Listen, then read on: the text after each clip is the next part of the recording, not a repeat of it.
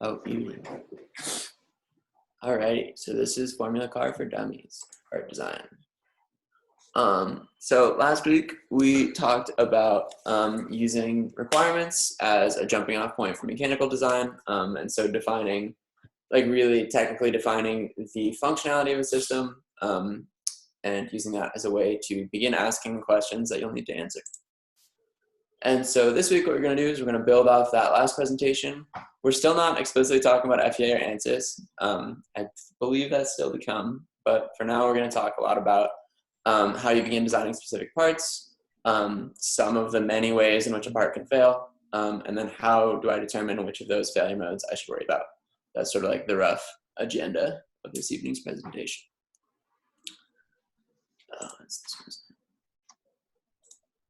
So this hopefully looks familiar to you guys from last week. So this is essentially what the design requirements look like for the Mark V drivetrain.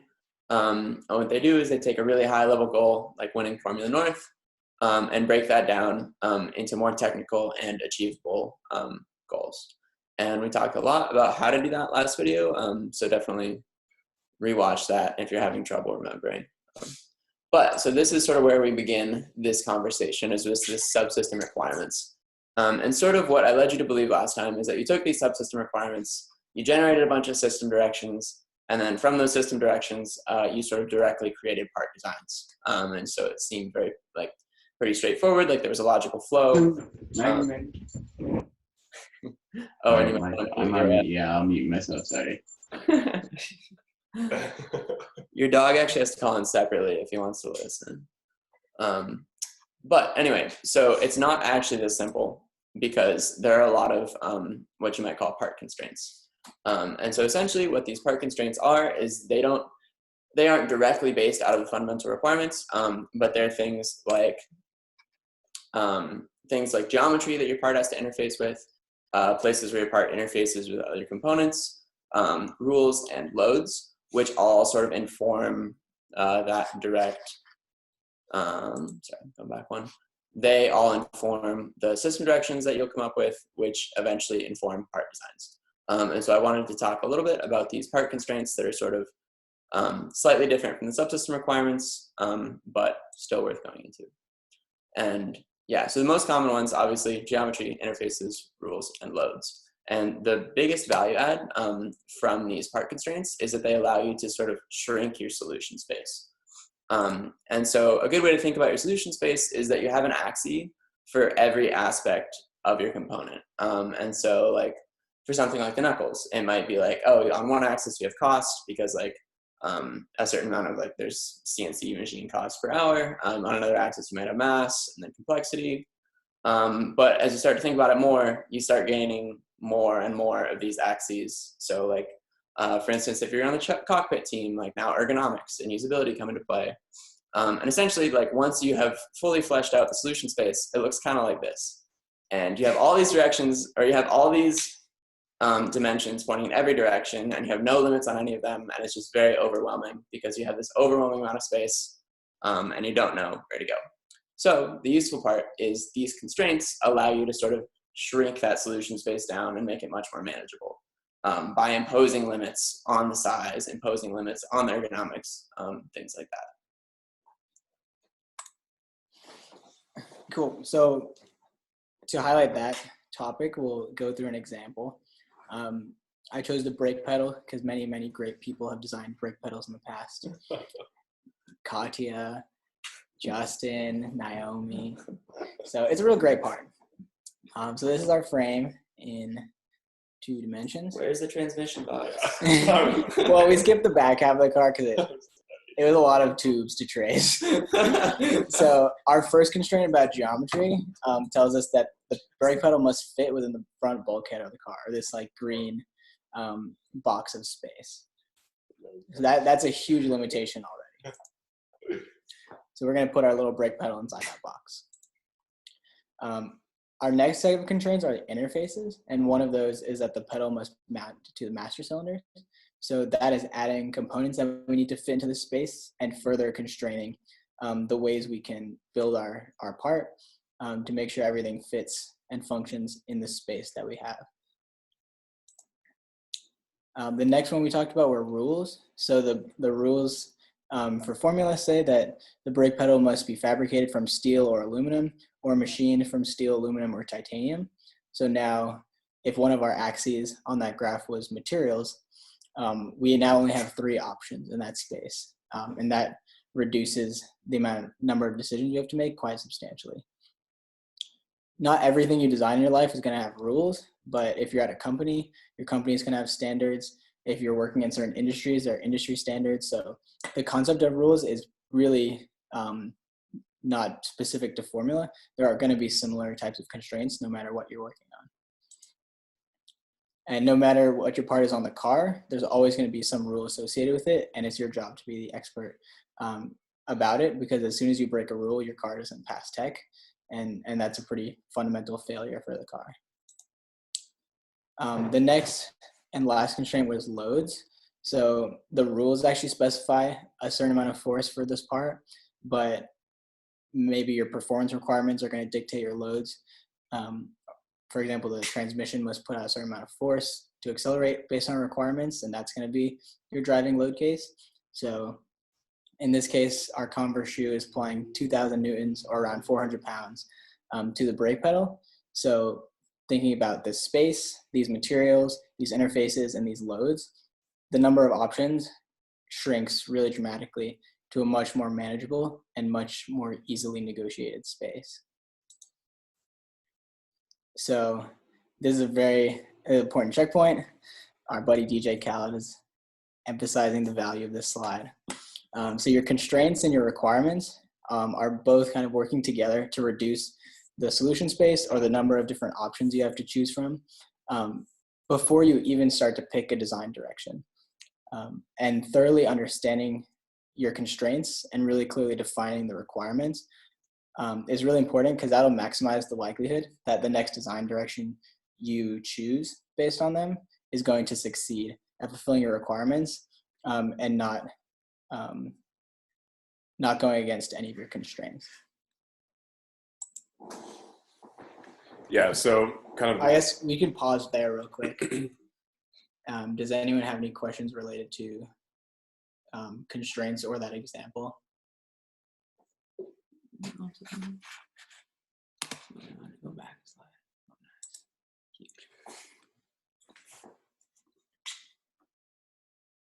Cool. We will keep going. so once you sort of establish all your constraints and you have a good sense of sort of like a narrowed down solution space, this is really where it's useful to get into different design directions. And so design directions are sort of different creative solutions that all satisfy those larger constraints and requirements that your system has. And really, the more creatively you can approach a problem, this sort of begins to then increase your solution space. Also, I think it's really important to note that sometimes you might feel like you have a part that has a lot of constraints that make it a seemingly simple part. But like, if you come up with different design directions, you can find really creative axes that will help your part become even better. For instance, making something easier to fabricate, cost less money, look better. Those are all like really important things that are oftentimes not as constrained by some previous requirements or constraints. And so each design direction should present unique benefits and unique drawbacks. And so maybe one design is exceptionally strong, but that same design is very expensive to make. And the kind of most important thing about design directions is that all of your uncertainties about that design direction should be very clearly stated, and you should have a plan forward for how to address those uncertainties.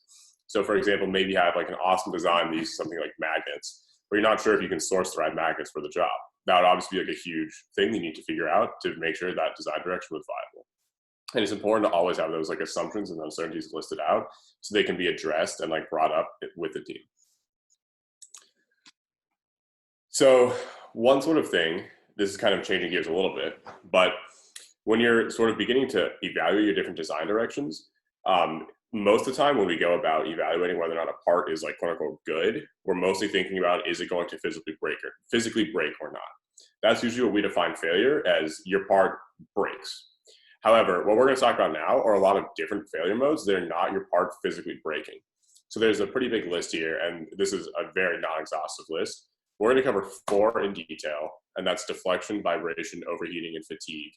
And then you might also need to be consider things like, is there a corrosion risk? Can my part be too expensive or not manufacturable? And when I say in depth, we're going to sort of cover what each of these looks like in a specific case of the formula car. Really, like pretty high level. Pretty high level, not in depth. You can give a presentation about every single one of these. Yeah. There are many, many master's theses on each of these. Yeah, and we're going to give one slide on each of these. Okay. So you might be asking yourself, though, there's this really huge list of all these different failure modes. Which one should I be considering? And ultimately, if you really tried to sit down and consider every single way that your part could fail, it would just be exhausting to even begin. You just feel overwhelmed with things. And so really, only a few failure modes are likely to cause a design failure. And there's a couple ways that we can start to begin to see those critical ones. So firstly, you kind of just need to start somewhere. Like, you have constraints, and constraints are a great way just to get started. And once you get started and you have some different designs, sharing your designs with other people is a really fantastic way to help yourself catch mistakes. This is because most of the people on this team have some experience in other realms, oftentimes from jobs, internships, other teams, other classes that they take it all in. And so when you talk to other people, you're just likely to run into somebody who's experienced a problem that your part might run into. And people are more than willing to help you catch some of those mistakes. And as I said before, if you just sort of start with the requirements of your subsystem and the non-negotiable part constraints, that will get your part 80% of the way done. Like, that will take you really far in the design process. And from there, it's then beginning to address some specific problems that might get brought up throughout that. Okay. So the first failure mode that we're going to talk about is deflection. So deflection is when you apply a force to something, and basically every object in the universe acts somewhat like a spring, where you apply some force, it has some spring stiffness, and depending on how stiff it is, that will change how much the part moves or deforms or deflects based on that force. And so this is important because a part can deflect, and it will deflect well before it begins to actually fail or break. And depending on how much that part deflects, that might cause certain attributes in your subsystem to no longer work the way they're designed to. So an example for the suspension system is the suspension needs to hold the wheel in a very precise location and orientation.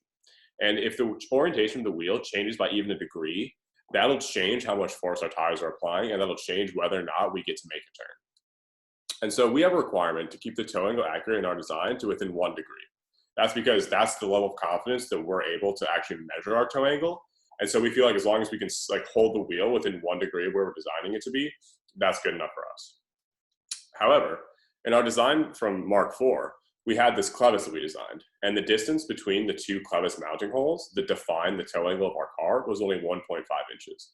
And what that means is if that outer point, the rightmost point where the toe link mounts, if that deflected by only 17 thousandths of an inch, that would change the attitude of our wheel by 1 degree.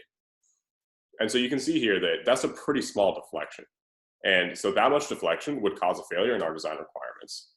And what ended up happening, this is definitely not the best FEA, but something that we ran, is we can see that we could expect deflection of up to 12 thou. So we're getting really close to failing that design requirement just from a part deflecting well before it even breaks. Sweet. Do you wanna do questions on that before we yeah. move forward? Questions on deflection.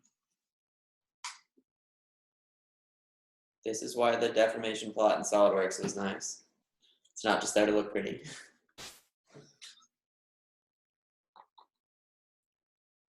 Sweet. Keep rocking. Mm-hmm. Sure. I think that was 45 seconds.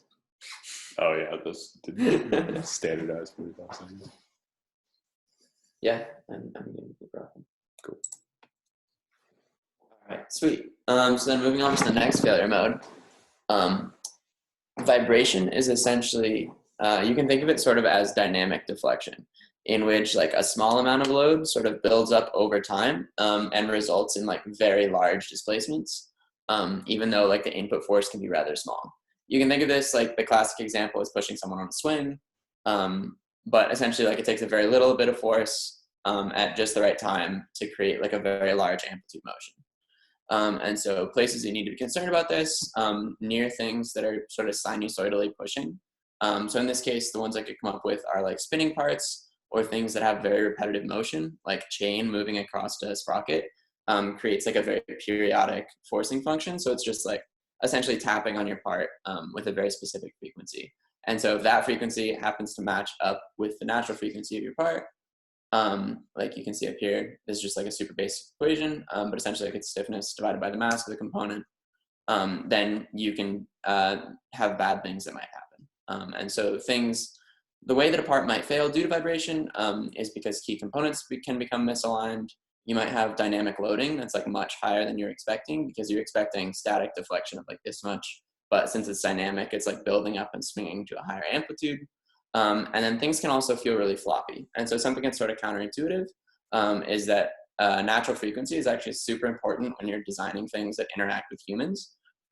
Because like if you buy something and it feels like, if you hit it on the table and it like bends and you can sort of like feel it move in your hands, when you like do things with it, it feels poorly designed.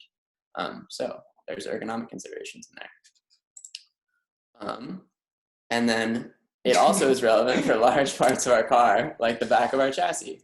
So this is an example of a case where like a very small force at just the right frequency could create rather large amplitude motion. This is obviously not true scale, but we're talking like a 1/10 of a millimeter motion, which is pretty significant when the two main pieces that are moving here, this guy and this guy, are what dictate the length of our chain.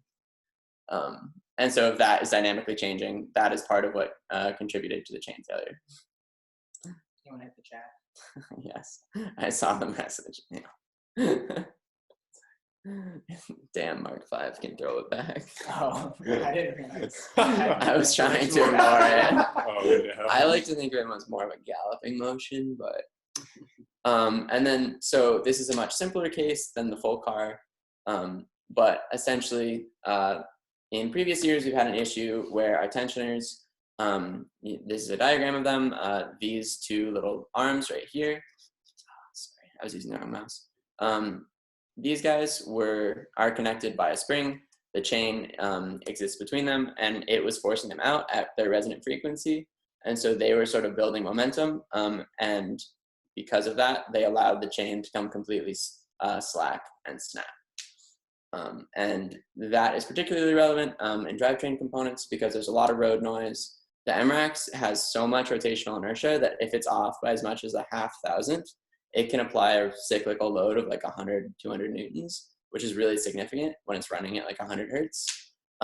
Your chain vibration is really, really non-trivial. And then all the components you're mounting are extremely heavy and not super stiff. And so if you can imagine this equation, sorry, this is a little laggy. If things are not super stiff and very heavy, their natural frequency is really low, and the really low natural frequency gives you something that's easy to excite that looks like that.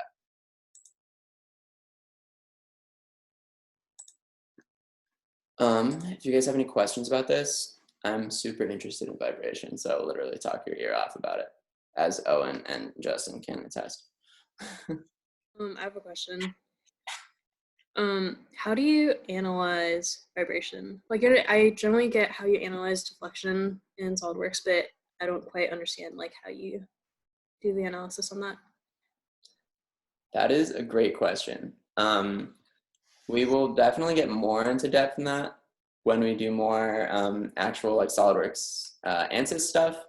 But the simple answer is that there's two ways of doing resonant analysis in SolidWorks. The simpler of them is called a modal, just like a modal study. And essentially what that does is it finds the eigenvectors of the stiffness matrix of your part, and those eigenvectors represent the easiest ways to deform something. So like if you imagine you had like a beam like this, it finds the easiest ways to create the most displacement, and then sorts those based on how much energy it takes to deform them. That's not a great explanation.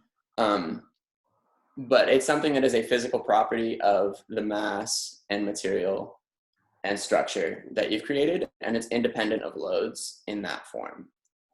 So there's that, which is like is a property of the basic component. And then there's the study that you're seeing right here, which is called a harmonic excitation study.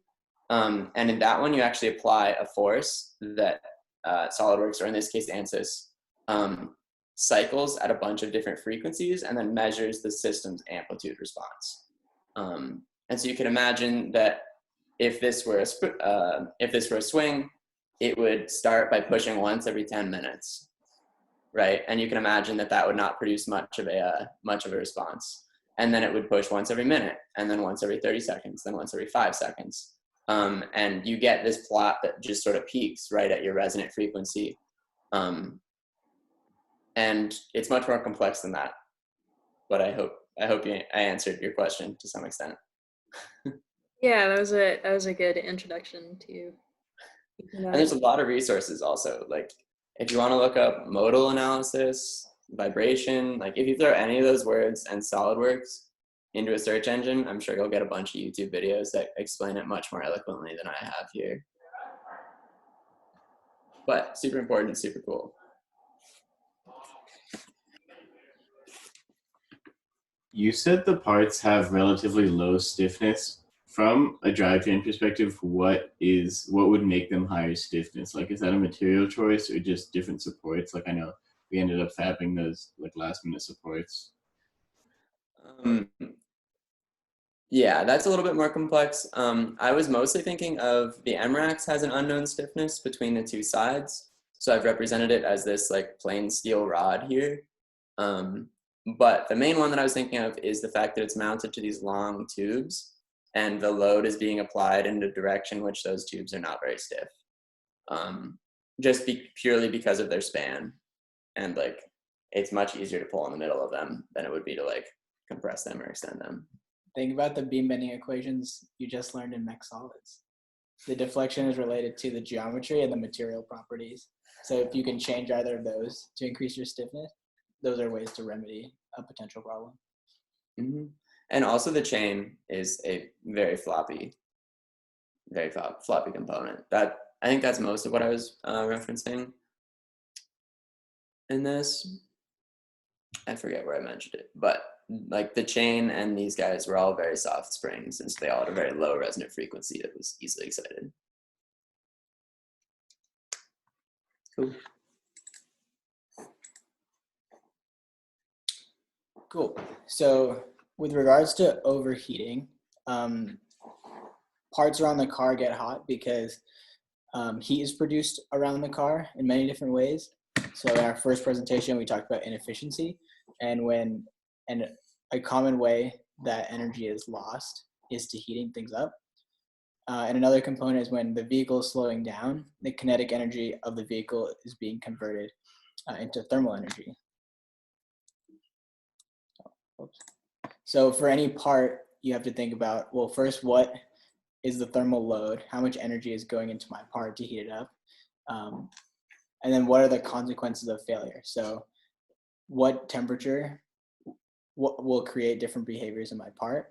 And then based on the thermal load, how hot can we expect it to get, or how hot will it get? For some parts, like our batteries, where we're actively cooling them, we also need to think about how are we controlling their temperature, and then how are we measuring and monitoring their temperature. So an example I thought of was designing a brake disc. So as we just mentioned, the caliper, which is that red thing, squeezes on the brake disc to convert kinetic energy into thermal energy. So the brake disc gets really, really hot. So one consequence is increasing temperature actually affects the material property of yield strength. So this graph shows that as temperature increases, the strength decreases.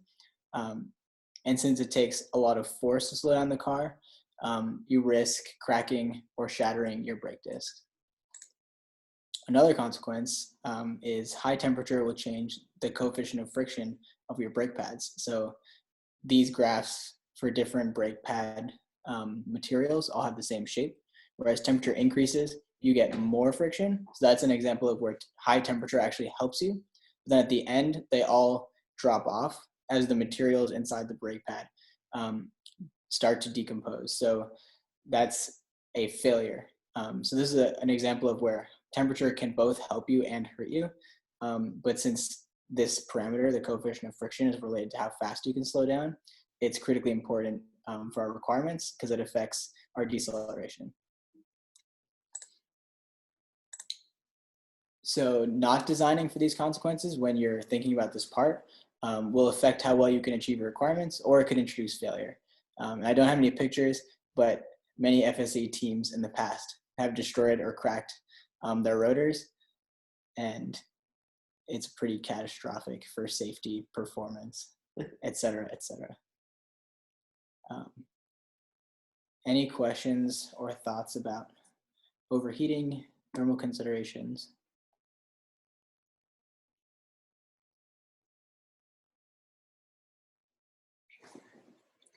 What are other systems that generate a lot of heat, Anil? Electrical systems generate heat, so our batteries are a pretty important place where we model, track, and manage the heat of our parts. Every component in the powertrain, so the motor controllers and the motor, need to be actively liquid cooled because they produce a lot of heat through their inefficiency.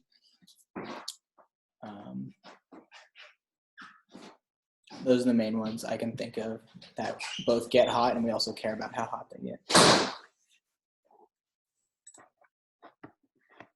Another consideration to make is fatigue and fatigue strength. So what happens with your parts is if your part is cyclically stressed, even below its yield stress, it can still fail after a certain number of cycles.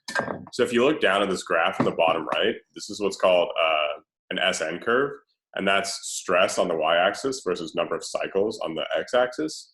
And so if you look all the way in the top left of the curve, this is your yield stress, because this is if you stress your part once up to its yield stress, it would fail. And then as you reduce the amount of stress that your part will experience, you increase the number of cycles that it can survive. And so this is a plot based on your material. So like aluminum has a certain SN curve and steel has a certain SN curve. So an important aspect of this on our car, and an important aspect of any sort of like part that you design, is you have to understand how cyclically it's going to be loaded and have an estimate for how many cycles of that stress it needs to survive. So for us, the anti-roll bars get stressed every time we take a turn. Every time we turn, the anti-roll bars get twisted to try and help our car not roll as much. And so the first thing that we need to do is have an understanding for how many stress cycles we expect the anti-roll bars to see.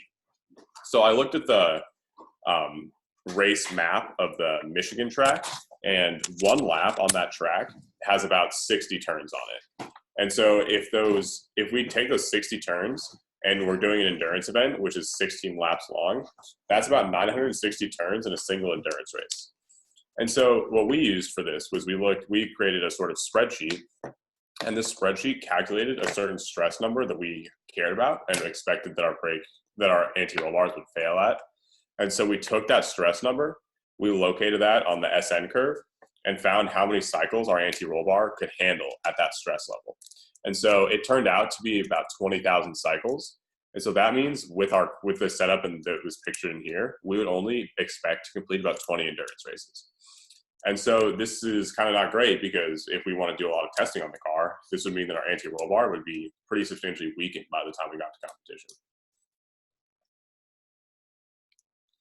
Another important point is if your design is not very stiff and is subject to vibration, that vibration is going to cause an unintended cyclical load that you might not be thinking of during regular operation. And that cycle count gets high very, very quickly as you're driving the vehicle. So that's another thing you could analyze with the SolidWorks analysis, is how much stress do I see as the part is vibrating, and then going back to the same method that Nate just talked about, is should I be concerned about that?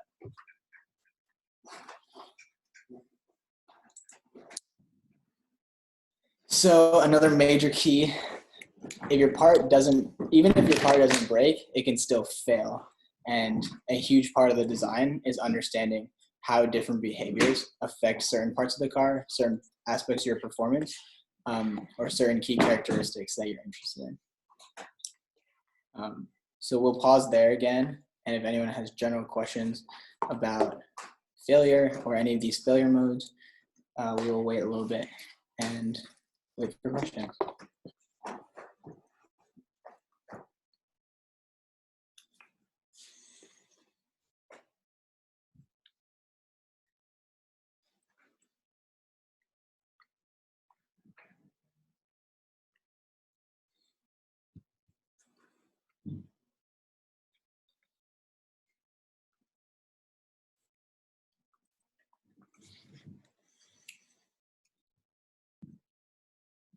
Okay, we're gonna keep going then. So the common question to each of these failure modes is, when does it matter for your part? So to answer that question, or to start answering that questions at a very basic level, we like to use and really encourage everyone to use hand calculations. So as we discuss this, I'll try to talk about what is a good hand calculate, or what is a hand calculation, what is its goal, and how much confidence should you have in the hand calculation you make. And to really get this point across, I translated each of these points into something you guys might be more familiar with. So WTF is a hand calc. Why the fuck do these boomers keep saying hand calc so much? And do my hand calcs slap though? On God, no cap. Keon is enthused. Hopefully that makes that clear. So the first question is, what is a hand calc?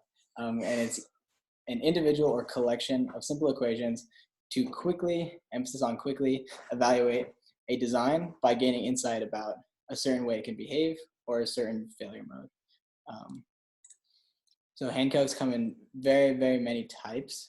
They can be as simple as writing on a literal piece of paper F equals ma to understand the acceleration of the car when you're maybe picking out a motor, or it could be as thorough as a really detailed spreadsheet of a lot of different behaviors and a lot of different calculations. So there's a pretty wide spectrum for how much time they could take. But the commonality between them is they're all generally much more quick than detailed optimization in FEA, in SolidWorks, or in ANSYS. And then every behavior or failure mode we just talked about on that big list has some hand calculations you can associate with them to make some progress in each of those fields. So then what is the goal of a hand calc? So your goal is to quickly analyze one of your design directions from a very preliminary standpoint to highlight what the relevant failure modes might be. So for example, if you were designing a table and you knew one of your constraints was a certain amount of force, you can use hand calculations to start to understand, well, where might this break? Is the table leg going to crumple? Is the surface of it going to crack? What might we expect? So this can tell you, one, maybe your requirements and your constraints are incompatible. If your force constraint is 2,000 pounds, but one of your requirements is manufacture this table for 99 cents, then that'll immediately tell you, stop designing this part, you have a critical problem, and you shouldn't waste any more time on it. This is not to reach a fully optimized design, but it tells you a lot about where design direction might be able to succeed or might fail. Another goal of hand calculation is to identify critical variables about your design that have high sensitivity to failure or performance. So an example is, if you had a bunch of batteries and you were cooling them with a heatsink and a fan, you might be asking yourself, well, should I be making the heatsink bigger? Should I make the fan more powerful? Like, how should I optimize this thing?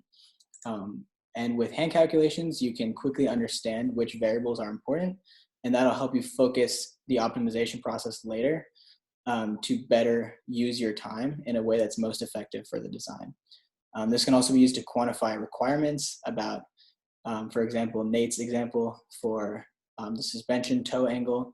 Hand calculations can be really helpful at the beginning of the process to give some numbers and some backing to what your requirements need to be. This should hopefully start to answer when or what matters with your part.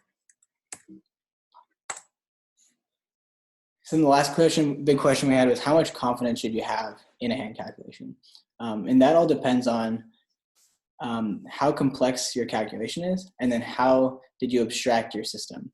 So you'll rarely have a perfect equation for what you need. If you're designing a motor plate, you can't go into a book and look for motor plate calculations. But there are always going to be assumptions between what you model and what analysis you do, and then like what you're designing and what real life is. So as a good man once said, all models are wrong, but some are useful. So on a spectrum, some calculations you can do will give you 0% confidence in learning anything about your part. Some calculations, depending on your system, might give you 100% confidence. And you could do a hand calculation and your design is done. So I'll go through a couple examples. One example is designing a flagpole. A flagpole is a super simple system. It very clearly matches to simple hand calculations. This is the actual mech solids textbook, chapter 5, stresses and beams. Basic. So on this spectrum, we're super high on the confidence scale because there's a very good matching between what the system is and what calculations we can make about it. And we don't have to do a lot of extra analysis to say the design is done. But what about if we're now designing a brake pedal? Using the same equations, a brake pedal is pretty close to what a beam is, but you can see there's other interfaces there. There's complexity to the geometry. So you can learn a lot really quickly about that design, but you're not going to be 100% confident in a fully optimized design until you do further analysis in a more detailed way.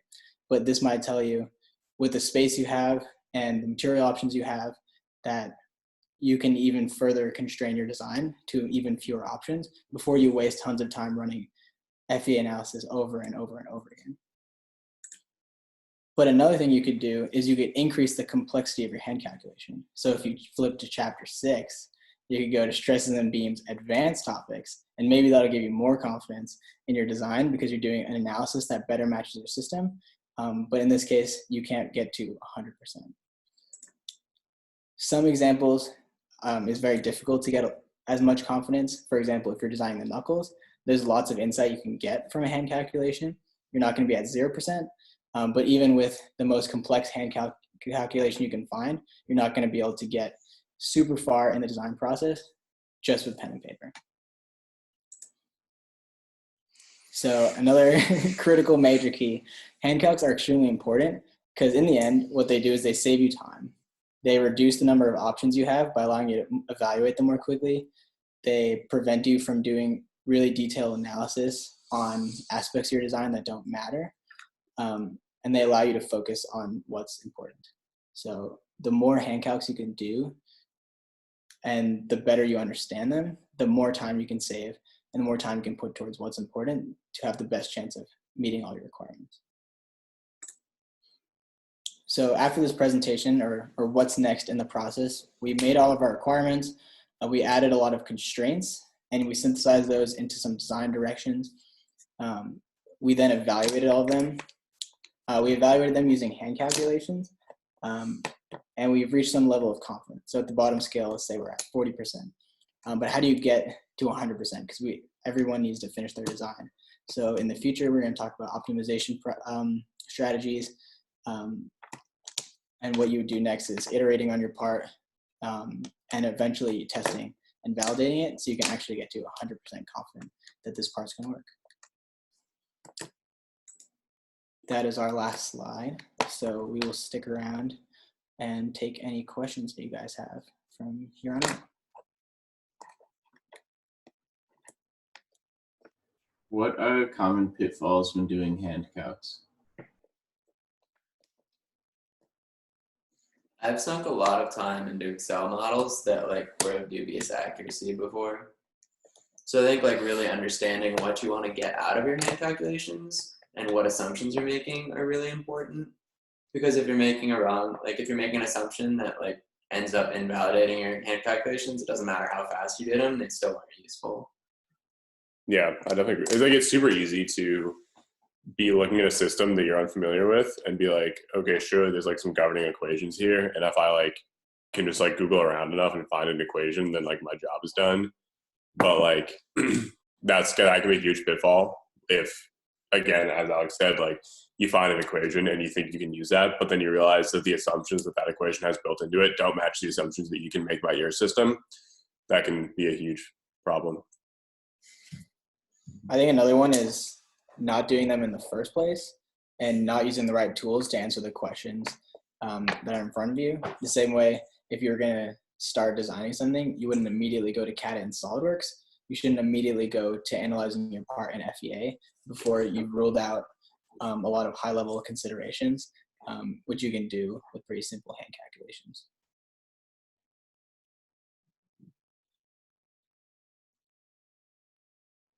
Another thing I've noticed on our team is not discussing them very thoroughly during design reviews because they do hold a lot of validity and they're really important for the decision-making process. So making them really clear and getting feedback on just the decision to apply a certain model or apply a certain calculation can give you a lot of really important feedback, rather than just tossing FEA on the screen or just really polished looking designs. The better quality your preliminary design review is, the better direction you'll take and the more likely your success will be.